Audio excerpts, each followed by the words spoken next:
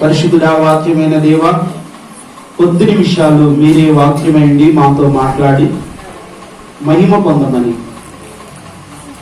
యేసు నామములో ప్రార్థిస్తున్నాం తండ్రి, ఆమేన్.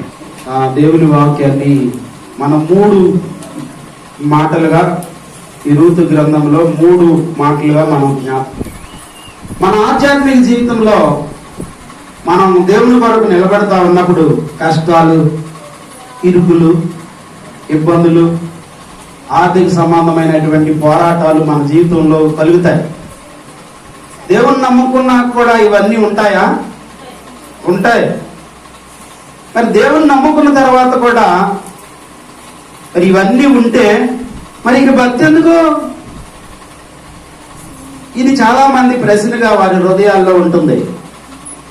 అయితే ఒక విషయం మాత్రం వాస్తవం, ప్రభువుని నమ్మినా నమ్మకపోయినా, ఈ లోక సంబంధమైన వ్యక్తిగా జీవించినా లేక ప్రభువులో ఆత్మీయుడిగా బ్రతికినా ఏం తప్పదు? శోధనలు, శ్రమలు, ఇరుకులు, ఇబ్బందులు, ఎన్నో ఉపద్రవాల గుండా మనుషుడు ప్రయాణం చేయాలి.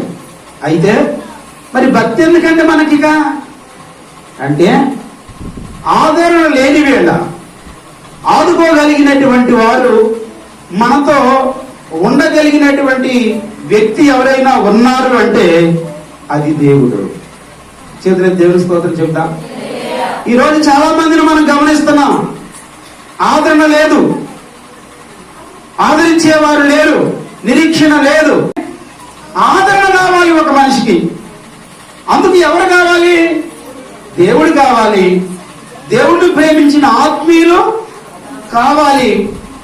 వీరు తప్ప మనం ఆదరించగలిగిన వారు లోకంలో చాలా మంది ఉంటారు. కానీ వారు ఆదరించే సమయంలో వారు దూరం అయిపోతారు. అయితే ఒక వ్యక్తిని గురించి ఈ రోజు నేను మీకు జ్ఞాపకం చేస్తున్నాను. ఆమె పేరేంటి తెలుసా? నయోమి. అమ్మ పేరేంటి? నయోమి. నయోమి అంటే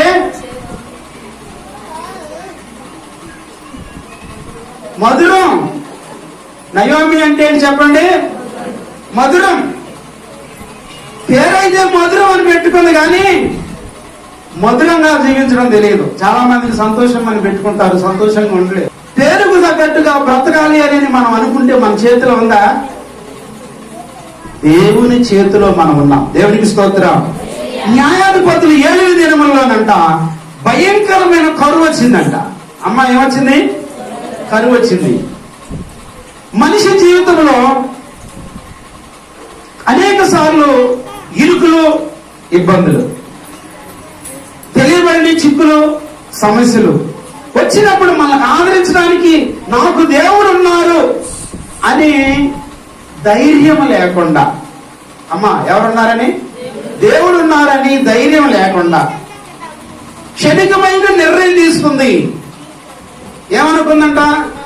బెత్లెహేము అంటే రొట్టెల ఇల్లు. రొట్టెల ఇంట్లో కనీసం ఫుల్లుగా దొరకకపోయినా అరాకొర అయినా ఒక రొట్టె ముక్క దొరికింది కదా. ఆత్మీయులు ఎప్పుడూ కూడా సమృద్ధిగా ఉన్నప్పుడు గర్వించేది లేదు, కొద్దిగా ఉన్నప్పుడు బాధపడేది కూడా లేదు. ఎందుకని? కలిమిలో లేమిలో సమృద్ధిగా ఉండగలిగిన వ్యక్తి ఎవరంటే ఆత్మీయుడే. మరి ఈవిడ ఆత్మ సంబంధమైనటువంటి ఈ నిరీక్షణ కోల్పోయి ఏం చేసిందో తెలుసా? భర్తని ఎంత పెట్టుకుంది, 2 పిల్లలని ఎంత పెట్టుకుంది. కరువు వచ్చిందని బలోమని వెళ్ళిపోయింది. కరువు వచ్చేసరికి తాను బయలుదేరి వెళ్ళిపోయింది. ఎక్కడికి వెళ్ళింది? ఆశీర్వదించబడిన స్థానం నుండి శపించబడిన మోయాబు అనుభవంలో దేవుణ్ణి ఎరగని ప్రజల మధ్యలో దేవుణ్ణి ఎరగని ప్రాంతంలోనికి వెళ్లి నివాసం ఉండడానికి వెళ్ళింది. మొట్టమొదట కరువును గురించి మనం మాట్లాడదాం. మనం ఏరొక ఊరు వెళ్ళగలిగిన, మనం ఇంకొక చోటకు చెదిరిపోగలిగిన కరువు అసలు ఎందుకు వస్తుంది? ఈరోజు మీరు గుర్తు పెట్టుకోండి, దేవుని మాట ఇంటూ ఉండగా ఒకవేళ నీకు ఆర్థిక ఇబ్బంది వచ్చిందనుకో, నీకు భయపడవలసిన అవసరం. దేవుని మాట ఇంటూ ఉండగా నీకు అప్పు సమస్య వచ్చిందనుకో, భయపడవలసిన అవసరం. దేవుని మాట ఒకవేళ ఏదైనా విపత్కరమైన పరిస్థితి నీకు వచ్చిందనుకో, భయపడవలసిన అవసరం. కారణం ఏంటంటే మాట ఇంటూ ఉండగా వచ్చిన ఆ శాపం వచ్చిందా వెళ్ళిపోతుంది. దేవునికి స్తోత్రం. అవునా కదా? మీకు చెప్పేనా? దేవుని మాట విన్నారు ఇశ్రాయేలు ప్రజలు. ఇశ్రాయేలు ప్రజలు ఎక్కడి నుంచి వచ్చారు? 430 సంవత్సరాల బానిసత్వం నుండి బయలుదేరి వచ్చారు. దేవుని మాటని ఎక్కడికి వెళ్తున్నారు వీళ్ళు? ఈ దరిద్రం నుండి, ఈ ఐగుప్తు నుండి పాలు తేనెల ప్రవహించే దేశానికి నేను మిమ్మల్ని నడిపిస్తానని తీసుకుని వెళ్ళాడు దేవుడు. వెళుతూ ఉండక ప్రారంభంలోనే పెద్ద ఆటంకం వచ్చింది. ఏమిది ఆటంకం? ఏం ఆటంకం అండి అది? ఎర్ర సముద్రం ఎదురుగా వచ్చింది. విడిచిపెట్టిన ఫరో సైన్యం వెనకాల వస్తుంది. ముందు నుయ్య, వెనక గొయ్య. ఇది పరిస్థితి. కానీ దేవుడు తన మహిమ కొరకు పిలిచాడు. దేవుడికి స్తోత్రం.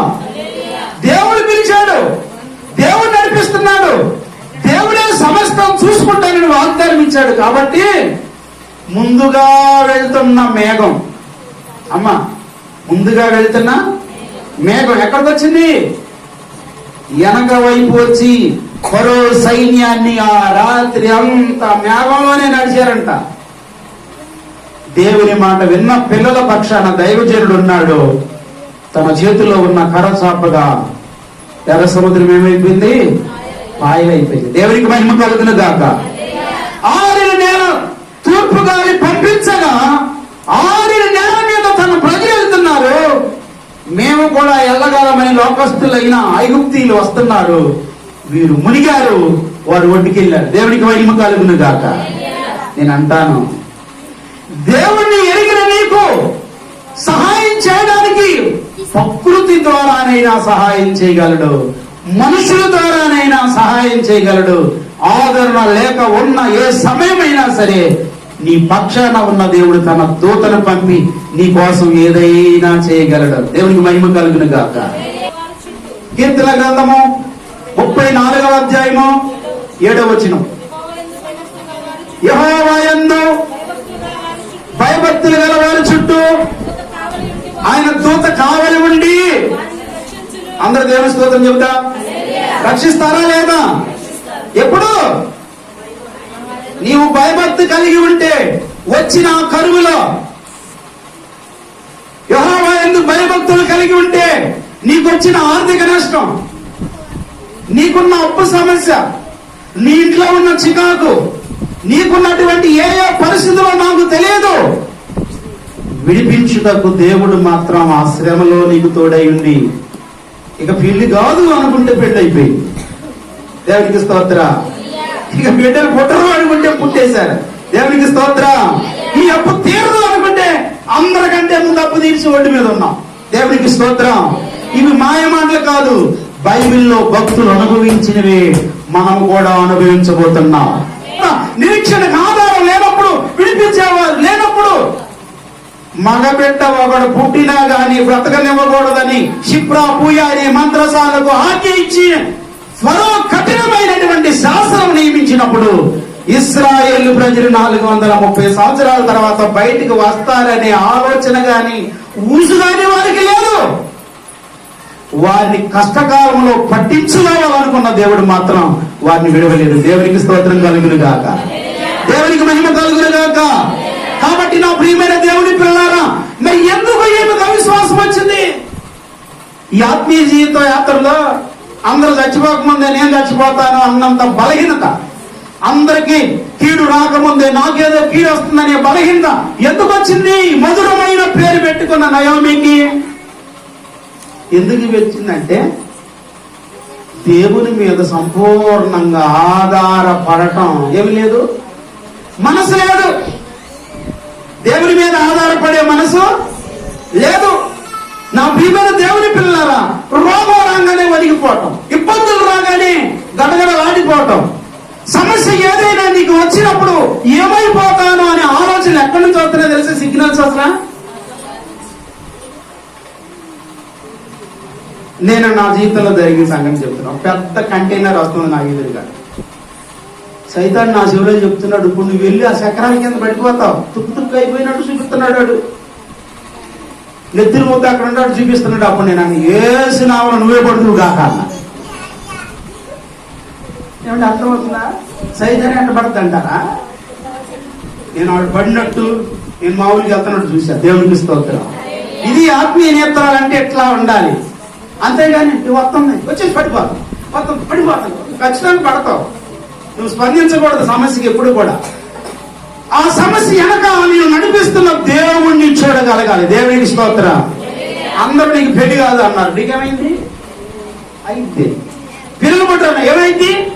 కలుగుతుంది. అసాధ్యాలు సుసాధ్యంగా మార్చగలిగిన దేవుడు నీ పక్షాన ఉన్నాడు. అందరు చప్పులు కూడా దేవుడు ఆయన చెల్లుద్దా. నా దేవునికి అసాధ్యమైంది ఏదైనా కలదా అని భక్తులందరూ గుండె మీద చేసుకుని హాయిగా నిద్రపోయారు. మీకు ఒక విషయం చెప్పేనా? యాకోబు అన్నయ్యను అప్పటికే చంపేశారు ఆది సంఘంలో. యాకోబును చంపగానే ఖడ్గంతో మిగతా ఉన్నటువంటి వాళ్ళందరూ కూడా ఎంకరేజ్ చేశారంట. ఎవరి? అసలు ఈ రాజు గారంటే సామాన్యుడా? ఇలాంటి గొప్ప రాజు ఇంకెక్కడా లేడు అనగానే ఆ రాజు ఏం చేశాడంట? నా వైపు చూడాలి. పేతురుని కూడా పట్టుకున్నాడంట. పేతురుని కూడా పట్టుకొని తీసుకుని వెళ్ళి చెరసాలలో వేసాడంట. చేతులకు సంఖ్యల్లో వేయించాడంట. అపోస్తలుల కార్యాలయం 12వ అధ్యాయంలో 5వ వచనంలో సంఘం అయితే ఏం చేస్తుందంట? అత్యాశక్తితో ప్రార్థన చేస్తుందండి. అందరూ చప్పులు కూడా దేవుని మహిమ చెల్లిద్దాం. ఎందుకని సంఘానికి అంత పట్టుదల వచ్చింది? యాకోబును చంపినట్లుగా పేతురు అన్నయ్యను ముట్టడానికి లేదు ప్రభువా. ఆత్మీయుడికి ఏముండాలి? ఆత్మీయుడికి పౌరుషం ఉండాలి, ప్రార్థనా బలం ఉండాలి. ఏదైనా ఒక బలహీనత జరుగుతుందంటే జరగకూడదు, జరగడానికి వీల్లేదు. దేవుని మీద ఉన్న నమ్మకంతో అసాధ్యాలు సాధ్యపరచగలిగినటువంటి దేవుని వైపు ఆది సంఘం కనిపెట్టుకొని ప్రార్థన చేస్తా ఉంది. వినాలి, ఆది సంఘం ఏం చేస్తుంది? కనిపెట్టుకొని ప్రార్థన చేస్తా ఉంది. కనిపెట్టుకొని ప్రార్థన చేస్తా ఉంటే జరిగిన సంగతి ఏంటో అమ్మా నా వైపు చూడండి. జరిగిన సంగతి ఏంటంటే సైతానుడు రాజును బలపరిస్తే 16 మంది సైనికులు తీసుకొచ్చి ఏం చేశాడంట? పేతురు అన్నయ్యకి పగడ్బందీగా దాన్ని ఏమంటారంటే 16 మంది సైన్యాన్ని, బాగా లా ఉన్న వారిని, బాగా ఎత్తుగా ఉన్న వారిని ఇక తప్పించుకోవటం పేతురు వల్ల కాదు అన్నంత బలగాన్ని ఏర్పాటు చేస్తే ఇక పేతురు అన్నయ్య వస్తాడు అనేది, పేతురు అన్నయ్య బయటికి వస్తాడు అనేది కళ. అయినా సరే మా కళలో మా ప్రభువు వచ్చి వినిపించగలిగిన గొప్ప దేవుడు. దేవునికి స్తోత్రం. అంతే, పట్టుదల కలిగి ప్రార్థన చేయడం ప్రారంభం చేశారట విశ్వాసులు. వీళ్ళు ప్రార్థన చేస్తున్నారు. దేవదూత పరలోకము నుండి దిగి వచ్చింది. అందరి చప్పట్లు కొట్టి దేవుని మహిమించారు. దేవునికే మహిమ కలుగును గాక. దేవదూత పరలోకం నుండి దిగి వచ్చింది. దేవదూత ఎప్పుడైతే ఆ 16 మంది కాపలా ఉన్నటువంటి స్థలంలోనికి వెళ్ళారో చేతుకున్న సంఖ్యలు ఏమైపోయాయంట? ఊడిపడిపోయినాయి అంట. అక్కడ టాక్ మని ఎప్పుడు పాల్గొట్టినట్టు కూడా కాదు. దేవదూత ఎల్లగానే సంఖ్యలో మాత్రం ఏమైపోయినాయి? కరిగిపోయినాయి అని చెప్తా నేను. ఊడిపడిపోయినాయి అంట. అంత మాత్రమే కాదు, పేతురు అన్నయ్య అనుకుంటున్నాడు ఇది కళ అనుకుంటున్నాడు. మొదటి కావలి, 2వ కావలి, 3వ కావలి దాటి పట్టణపు గవిని వద్దకు వచ్చినప్పుడు అర్థమైందంటే ఇది కళ కాదు అని. ఇంతకే మన సంఘం ఎక్కడ ఉన్నారు? లాక్డౌన్ లో అడ్రస్ లేరు. లాక్డౌన్ లో మన సంఘం గట్టిగా ప్రార్థన చేస్తే ఏమన్నా ఆగిద్దా? దేవునికి మహిమ కలుగును గాక. మన సంఘం ఎక్కడ ఉన్నారు? నేను చెరలో ఉంటే అని ఎత్తుకుంటూ వెళ్తే వాడుకు చొప్పున ప్రార్థన చేస్తున్న ఇంటికి వెళ్తే ఖచ్చితంగా తలుపులు వేసుకొని ఏం చేస్తున్నారట? పేతురు అన్నయ్య అయ్యా యేసు నామములో బయటికి వచ్చాక దేవునికి స్తోత్రం. మనమైతే ఏం చేస్తుండే వాళ్ళం? ఇప్పటికే వాళ్ళని చంపారు, 2 తీసుకెళ్లి జైల్లో పెట్టారు. బతుకుంటే బొల్సాగులు తిన్నాం. ఇదేగా మన బలహీనత. ఇలాంటి వాళ్ళు ఆత్మీయులు కాదండి. సముద్రానికి ప్రవాహానికి ఎదురుగా వెళ్ళగలిగినటువంటి శక్తి దేనికుంటుందో తెలుసా? బతికున్న చేపకుంటది. దేవునికి స్తోత్రం. ఇప్పుడు మనం గమనిస్తే పేతురు అన్నయ్య ఎప్పుడైతే అక్కడికి వెళ్ళి డోరు కొడతా ఉన్నారో, పేతురు అన్నయ్య బయటకు వచ్చను గాక, పేతురు అన్నయ్య యేసునామమున విడుదల కలుగును గాక, పేతురు అన్నయ్య కార్యం జరుగును గాక, కార్యం జరుగును గాక అంటున్న విశ్వాసులు ఈ పిల్లలు ఏంటంటే ఎవరో ఒక చిన్న పాప గబగబా పరిగెత్తుకుని వెళ్ళి పేతురయ్య వచ్చిండు, పేతురయ్య వచ్చిందంటే ఎంతమంది ఉన్నారు? మనం 16 మంది ఎక్కువగా ఉన్నారా? తీసుకెళ్తాను. మేము చూసినాం. ఒక్కొక్కరు చాలా ఉన్నారు, చాలా ఎత్తుకున్నారు. జైలు జైల్లో పెట్టారు అనుకున్నాం. 2 గేట్లు కాదు, 3 గేట్లు. దేవునికి స్తోత్రం చెప్తా. ఎన్ని కావాలి? ఎంతమంది సైనికులు? బలాన్ని అంచనా చేసుకోలేదు వాళ్ళు. దేవుని శక్తిని చూడాలి అనుకున్నారు. కానీ ఇప్పుడు వాళ్ళకి ఏం గుర్తొస్తుంది? బలమే గుర్తొస్తుంది. 16 మంది సైనికులు, 2 గేట్లు దాటి 3వ గేటు. సామాన్యమైన సెక్యూరిటీ కాదు. ఈ మాటలే గుర్తొస్తుంది. అందుకే అంటున్నారు ఏమని? కొట్టదానా నీకేం తెలియదు మమ్మీ, పేదరాని ఇప్పుడే వస్తాడా? కానీ వాస్తవం తెలుసా? ఆ చిన్నది చెప్పింది నిజంగానే పేతురన్నయ్య. నేను వెళ్ళాను, గుమ్మం దగ్గర స్వరం విన్నా. దేవునికి స్తోత్రం. మన దేవుడు అసాధ్యాలు సాధ్యపరిచే దేవుడు. వాళ్ళు డోర్ తీస్తే ఎవరు కనపడ్డారు? పేతురనే కనపడ్డాడు. దేవునికే మహిమ కలుగును గాక. ఇలాంటి దేవుణ్ణి కలిగి సమస్య రాగానే సతికిలబడిపోతున్నావు అంటే నీవు ఏం పౌరుషం ఉందనుకోవాలి? నీకు ఏమి ఆత్మీయ జీవితం అనుకోవాలి? బలహీనపరుచుకునే ఆత్మీయ జీవితం కలవాళ్ళు ఈ నయోమి అక్కను చూస్తే అర్థమైంది. సమస్య రాగానే భయపడింది. ఊళ్ళందరూ సావకముందే నేను చేస్తానని భయము తనని, మన భయము తనని బలహీనపరిచింది. బయలుదేరి ఎక్కడికి వెళ్ళింది? మోయాబు వెళ్ళింది. మోయాబు వెళ్ళినందుకు వచ్చిన జీతం ఏంటి? మోయాబు వెళ్ళినందుకు భర్త చనిపోయాడు. మోయాబు వెళ్ళినందుకు 2 పిల్లలు చనిపోయారు. మోయాబు వెళ్ళి మోయాబు కోడండ్రం చేసుకుంది.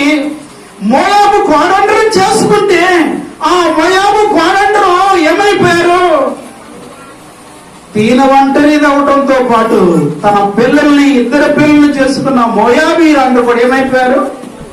ఒంటరి అయిపోయారు. బెత్లెహేముకు వచ్చినప్పుడు ఆ ఊరి వారందరూ కూడి వచ్చి ఈమె నయోమి కదా అమ్మా ఎక్కడికి వచ్చారు? చాలా అవుతుంది, 10 సంవత్సరాలు అయింది కదా వీళ్ళు వెళ్ళి. ఇప్పుడు ఎక్కడికి వచ్చారు? బెత్లెహేముకు వచ్చారు.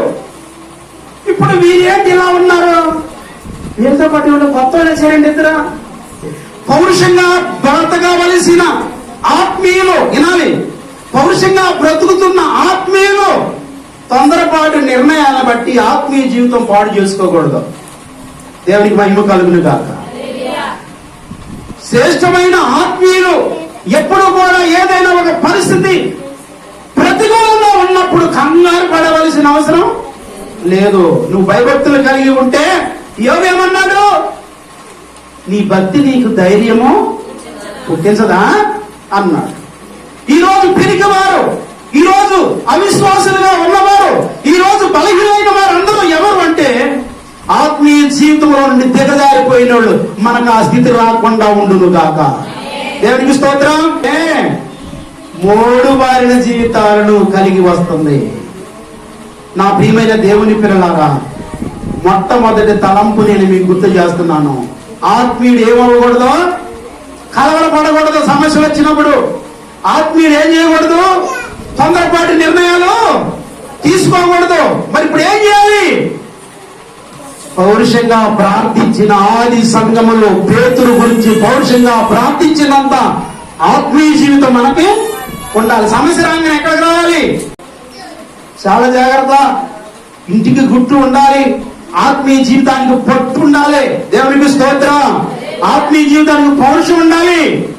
పేతురు కొరకు ప్రార్థించిన ఆది సంఘస్థులు మన భయాలు ఎదురుగా ఉన్నా దేవుని మహిమ చూడాలనుకున్నట్లుగా మన జీవితం ఉండును గాక. ఇప్పుడు ఏమిటి అంటుంది? సర్వశక్తుడు నాకు అన్యాయం చేశాడు అక్క. అన్యాయం చేయడం కారణం ఏంటి? ఒకవేళ నీ ఆత్మీయ జీవితంలో నువ్వు బలహీనమైపోవటం. రండి, దేవుని పరిశుద్ధ వాక్యమైన బైబిల్లో ఒక మంచి మాట నేను మీకు జ్ఞాపకం చేస్తాను. దేవుని పరిశుద్ధ వాక్యమైన బైబిల్లో దేవుని మాట వినకపోతే వచ్చే బలహీనత. ఇర్మియా గ్రంథం 14వ అధ్యాయం 10 నుంచి చదువుదాం. ఒకసారి త్వరగా మీరు చదవండి. 14వ అధ్యాయము 10వ వచనం నుండి చదవండి. యెహోవా ఈ జనులతో ఈ మాట సెలవిస్తున్నాడు. ఈ జనులు తమ కాళ్ళకు అడ్డం లేకుండా తిరుగులాటకు. అమ్మ ఏం కలిగిన వాళ్ళంట? ఇచ్చంటే ఏంటి చెప్పండి? నువ్వు అందు చెప్పు, నేను ఎట్లా తిరుగుతా, గంతులేస్తా. తమ కాళ్ళకు అడ్డం లేకుండా తిరగడానికి కోరిక కలిగిన వారు కనుక యెహోవా వారిని అంగీకరించడం. ఏంటన్నారా? ఒక ఆమె చెప్తుందంట, ఏది విక్టోరియా వచ్చిందా? ఒక ఆమె చెప్తుందంట, అమ్మ అది అదే ఉండాలి, ఇది ఇదే ఉండాలి. ఏది ఉండాలి? 2 అంతరాలు కట్టింది. కట్టడం, దళ్ళో పెట్టడం, రావటం. మాకు తెలియదుగా మరి ఈ సంగతి. కట్టడం, దళ్ళో పెట్టడం, రావటం, మళ్ళీ ఇష్టం లేక పారేయటం. ఈ అస్థిరమైన మనసు చూశాడు దేవుడు. అస్థిరమైనటువంటి ఈ వ్యక్తిని చూశాడు దేవుడు. ఆ దెయ్యం కూడా ఈ మనసు కనుక అక్కడ ఇక్కడ ఎట్లా వాళ్తుందో అట్లాగే దెయ్యం కూడా ఏం చేస్తున్నాడు? అప్పుడప్పుడు చక్క అని పలకరిస్తున్నాడు. ఆ వచ్చినప్పుడల్లా ఆమె దగ్గరకు వచ్చి అయ్యగారు అని నన్ను పలకరిస్తున్నాడు. నేనేం చేయాలి? నాకు మాత్రం అర్థం కాల. ఇక నేను ఆమెను పూర్తి ఇడిచిపెట్టా. వస్తే వచ్చింది అర్థంగా మాట్లాడితే ఏంటి? అయ్యగారు నేనేం చేశాను? అయ్యగారు మనిషిని కదా, నేను కూడా నేను చేయవలసిన ప్రార్థన చేస్తున్నా కదా అనుకుంటున్నాను. నేను మళ్ళీ దడదలు లాడి ఆవిడ వచ్చింది. కొన్నిసార్లు చెప్పే కదా, నా సంగతి ఏంటి? ఏం చేస్తాను ఈ సంగతి? ఉపవాస ప్రార్థన గురించి ఎవరన్నా చెప్తుంటే ఎక్కడో దాకుండా దెయ్యం వచ్చి నా మీద ఏంటంటావు అన్నట్టుగా, ఏంటి నువ్వు మాట్లాడేది, ఏంటి నువ్వు ఇలా చెప్పేది అని రివర్స్ అవుతుంది. ఇళ్ళక మంచం మీద నుంచి నామూల దుష్టాత్మ ఎక్కడ దాకుండా ఇప్పుడు దాకా పనికి మారిందా? నన్ను ఎదిరిస్తానండి ఇక్కడికి వచ్చి అని జుట్టు కట్టుకుని గట్టించి నూనె రాసి ప్రార్థన చేస్తే ఐగు లేకుండా వెళ్ళిపోయింది. దేవునికి మహిమ కలుగును కాక. నేను చెప్పా, నీ మనసు అస్థిరమైన మనసు కాకుండా ఇటు అటు కదిలిపోకుండా కరెక్ట్ గా ఉంటేనే నా ప్రార్థన నీకు పనిచేస్తుంది. దేవునికి స్తోత్రం. అంతేగాని మధ్య మధ్యలో అటు ఇటు అడ్డం లేకుండా, కాళ్ళకు అడ్డం లేకుండా తిరిగితే దేవుడు మర్చిపోతాడు. జాగ్రత్త. దేవునికి స్తోత్రం. రండి, ఇంకొక వాక్య భాగాన్ని కూడా నేను మీకు జ్ఞాపకం చేస్తాను. దేవుని పరిశుద్ధ గ్రంథం ఇర్మియా గ్రంథం 15వ అధ్యాయము 2-3 వచనాలు మనం చదువుకుందాం.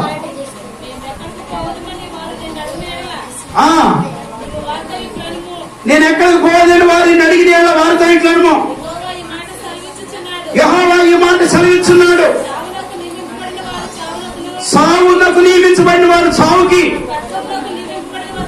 ఖడ్గమునకు నియమింపబడిన వారు ఖడ్గమునకు. క్షామము అంటే కరువుకు నియమించబడిన వారు కరువుకి, కష్టాలకు నియమించబడిన వారు కష్టాలకి పోవాలని. వింటున్నారా? దేవుని మాట వెళ్ళకపోతే ఒకవేళ ఖడ్గం వచ్చిందనుకో, రాని నన్ను ఏం చేయమంటా? వెళ్ళి ఖడ్గానికి.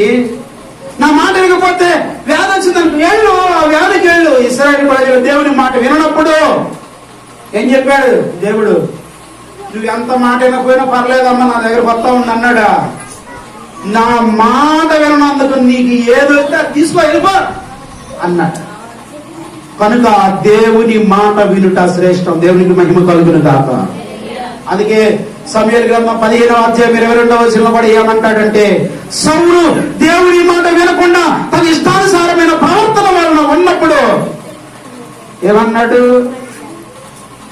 నీవు దేవుని మాట వినటం శ్రేష్టము సౌలా, నీవు దేవుని మాట వినట శ్రేష్టము. నీవు దేవుని మీద తిరగబడితే ఏం జరుగుతుంది? నీవు పట్టే కొవ్వు కాదు అర్పించవలసింది, శ్రేష్టమైన కానుకలు కాదు దేవుని సన్నిధిలో వేయవలసింది. మొట్టమొదటిగా నీవు మాట వినాలి. దేవునికి స్తోత్రం కలుగునుగా. ఆశీర్వాదం. దేవుని మాట వినకపోవటం సోదరి చెప్పు అనే పాపముతో సమానం అని వాక్యం చెప్తుంది. దేవునికి మహిమ కలుగు. గ్రంథం 1వ అధ్యాయం 15వ వచనం 16వ వచనం, అందుకు రూతు నా వెంబడి రావద్దనియు నన్ను విడిచిపెట్టమనియు నన్ను బ్రతిమాలు కొనవద్దు, నీ వెళ్ళి చోటనే నేను వచ్చేదను, నీవు నివసించు చోటనే నేను నివసించేదను, నీ జనమే నా జనము, నీ దేవుడే నా దేవుడు, నీవు మృతి పొందిన చోటనే నేను మృతి పొందిను, అక్కడనే పాతి పెట్టబడిను, మరణము తప్ప మరి ఏదైనాను నిన్ను నన్ను ప్రత్యేకించిన ఎడలా యెహోవా నాకు ఎంత కీడైనను చేయును గాక. అమ్మా, సమస్యలు వచ్చినప్పుడు ఏం చేయకూడదు? తొందరపాటు నిర్ణయాలు తీసుకోకూడదు, అటు ఇటు కదిలిపోకూడదు, లోకంలో ఒక అడుగు దేవుళ్ళ ఒక అడుగు ఉండకూడదు. మొదటి విషయం అది తెలుసుకున్నాం. నయోమి అట్లా చేసే కొడుకుల్ని భర్తను పోగొట్టుకుని రిక్తురాలుగా మార్చబడింది. రెండవ విషయం చెప్తున్నాను, దేవుడు నమ్ముకున్న బిడ్డలు ఎప్పుడూ కూడా ఏం చేయాలి? తీర్మానం చేయాలి. అమ్మ ఏం చేయాలి? తీర్మానం చేయాలి. తీర్మానములో సాతాను యొక్క శక్తి ఏమవుతుంది? నిర్వీర్యం అయిపోతుంది. దేవునికి మహిమ కలుగును గాక. మోయాబులో నుండి ఎక్కడికి వచ్చింది? బెత్లెహేము వచ్చింది. బెత్లెహేము వచ్చి నీ కోసం నేను బ్రతుకుతానత్త, నీవు చచ్చిపోతే అక్కడ చచ్చిపోతానత్త, నీతోనే నా జీవితం, నీ జనులే నా జనులు, నీ దేవుడే నా దేవుడు. చేతుల దేవుని స్తోత్రం చెప్తా. అమ్మా, ఈ తీర్మానం ఏం చేసిందో తెలుసా? ఒక శ్రేష్టమైన జీవితాన్ని రూతుకు దేవుడు ఇచ్చాడు. దేవుని నమ్ముకున్న నయోమి శాపగ్రస్తురాలైతే అప్పుడే దేవుడు నమ్ముకొని మోయాబు దేశము నుండి బెత్లెహేము వచ్చిన ఎవరో రూతు ఆశీర్వదించబడడానికి దేవుడు ఆమె తీర్మానం చూశాడు. అందరు చెప్పండి కూడా దేవుని మహిమ తెలియక. మొదటి దినవృత్తాంతాల గ్రంథం 16వ అధ్యాయము 28వ వచనం.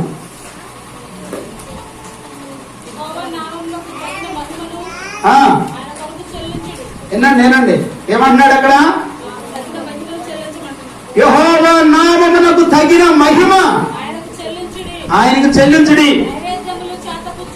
నైవేద్యములు చేత పుచ్చుకొని ఆయన సన్నిధి చేరుడి.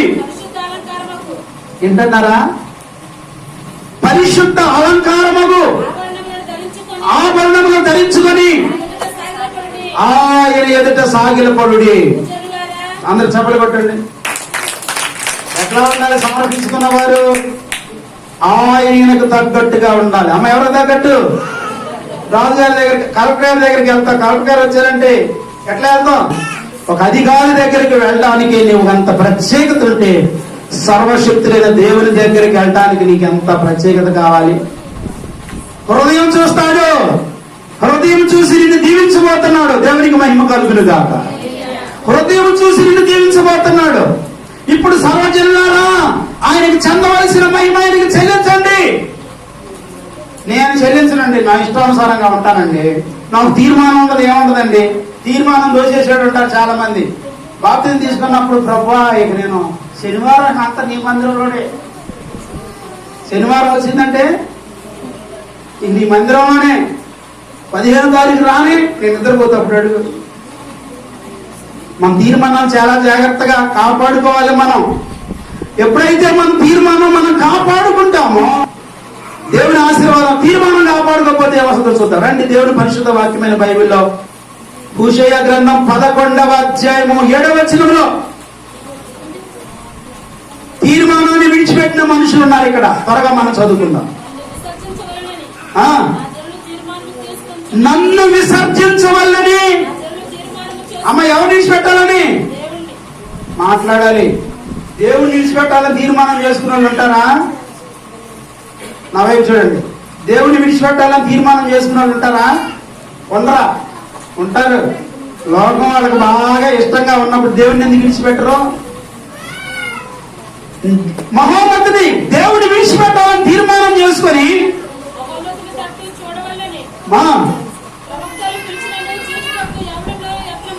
ప్రవక్తలు పిలిచినను ఆయన చూడడానికి ఎవడనూ ప్రయత్నం చేయలేదంట. చూసారా? ఇలాంటి వాళ్ళు కూడా ఉంటారు. కనుక నేనేం చెప్తున్నానంటే, మనము క్రైస్తవ జీవితంలో ముఖ్యంగా ప్రభువుని ఎరిగిన జీవితంలో ఉన్న ఆత్మీయ విశ్వాసం ఏం చేయాలి? అమ్మ నా వైపు చూడాలి. ఏం చేయాలి? ఏం చేయాలంటే తీర్మానం చేయాలి. ప్రతి ఆదివారం ఎక్కడికి వస్తాను?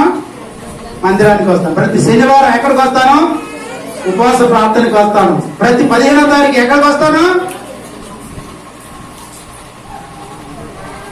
మొట్టమొదటి లిస్టులో నేనేమంటా, మానేశ్వర లిస్టులు అంటే నేనేం చేయలేదు. నీ దేవుడు నీ తీర్మానం చూసి నిన్ను దీవించును గాక.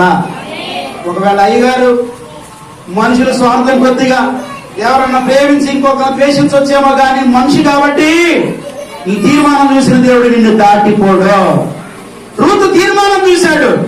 అంత మాత్రమే కాదు, రూతు ఏం చేసింది? బోయజు పొలములోనికి తప్ప ఎక్కడికి వెళ్ళలేదు. కాబట్టి బోయజు పొలములో పరిగి వేరుకుంటూ తన సాక్ష్యాన్ని కాపాడుకుంది. దేవుడు ఆమెను ఆశీర్వదించాడు. దేవునికి మహిమ కలుగును గాక. 2వ కొరింథీ పత్రిక 11వ అధ్యాయము 2వ వచనంలో ఏం మాట్లాడుతున్నాడో మీకు. దేవాశక్తితో మీ ఎడల ఆసక్తి కలిగి ఉన్నాను. ఎందుకనగా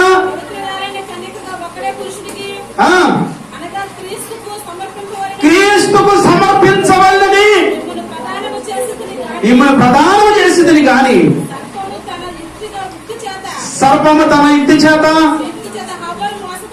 అవ్వను మోసపరిచినట్లు మీ మనసులు చెరపబడి క్రీస్తు ఉన్న ప్రేమ నుండి, సరళత నుండి,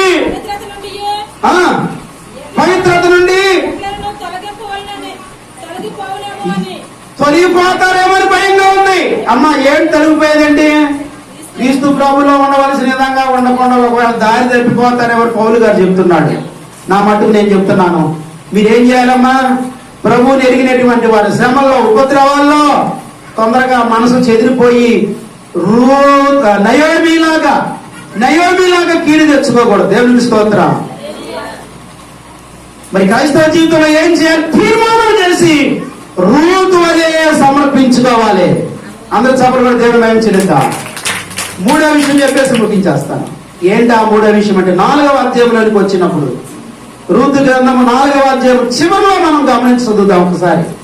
నయస్సోను సల్మానును కనెను, సల్మాను బోయజును కనెను, బోయజు ఒబేదును కనెను, ఒబేదు యెషయిని కనెను, యెషయ్య. అందరి చేతిలో దేవుని స్తోత్రం చెప్దాం. ఇప్పుడు రూతు ఎవరో తెలుసా? యేసు ప్రభు వారి యొక్క ముదిరాయనమ్మ. ఎవరి లిస్టులో ఉంది ఇవిడ? యేసు ప్రభు వారి యొక్క వంశ వృక్షంలో ఉంది. అందరూ చప్పట్లు కొట్టి దేవుని మహిమ చెల్లిద్దాం. ఇప్పుడు మన పేరు ఎక్కడ ఉండాలి? ఆ మాట చదువుకొని ముగించేసుకున్నాం. రండి. ప్రకటన గ్రంథం 20వ అధ్యాయం 11వ వచనం. 11 చదవండి ఒకసారి. ప్రకటన గ్రంథం 20వ అధ్యాయం 11వ వచనం. మరియు ధవళమైన మహాసింహాసనమును ఆసీనుడైన ఒకరిని చూచితిని. భూమి ఆకాశముల సముఖము నుండి పారిపోయాను, నిలువ చోటు కనబడకపోయాను. గొప్పవారేమి కొద్దివారేమి మృతులైన వారందరూ సింహాసనం ఎదుట నిలవబడి ఉండిరి. అమ్మ వినండి, ఈ మాట చాలా ప్రాముఖ్యమైనది. గ్రంథములు విప్పబడిను, జీవ గ్రంథము వేరొక గ్రంథము విప్పబడిను. ఆ గ్రంథముల యందు రాయబడి ఉన్న వాటిని బట్టి క్రియల చొప్పున మృతులు తీర్పు పొంది. అందరి చేతులైతే దేవునికి స్తోత్రం చెప్తారు. ఈ మూడవ తలంపులో యేసు ప్రభు వారి యొక్క వంశావళి లిస్టులో రూతు పేరున్నట్లు మన పేరు కూడా జీవగ్రంథములో ఉండి దీవెనకరంగా మార్చబడాలని దేవుని ఉద్దేశం.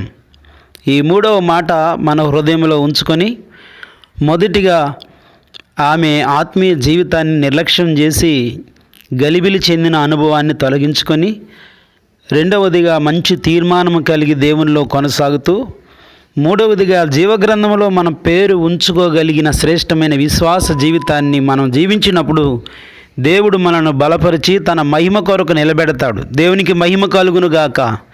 కాబట్టి నా ప్రియమైన దేవుని పిల్లలారా, జీవగ్రంథంలో నీ పేరు ఉందా, ఏరొక గ్రంథంలో ఉందా? మనము ఆలోచించి కొద్ది నిమిషాలు ప్రార్థన చేద్దాం. మహాగణుడు వాక్యమైన దేవా, మీకు స్తోత్రాలు చెల్లిస్తూ ఉన్నాం.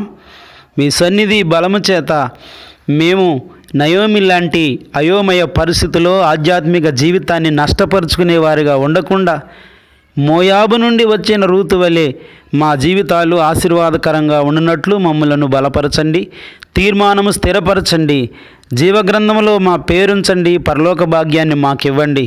ఈ వాక్యమిన్న విశ్వాస జీవితాలకు శ్రేష్టమైన ఆశీర్వాదమిచ్చి బలపరిచి నీ మహిమ కొరకు నిలబెట్టి స్థిరపరచుమని యేసు అధికారము కలిగిన నామంలో ప్రార్థిస్తున్నాము తండ్రి. ఆమేన్. దేవుడు మిమ్మల్ని బహుగా దీవించి తన మహిమ రాజ్యపు రాకడలో ఎత్తబడే గుంపులో మనందరినీ ఉంచునుగాక. Praise the lord.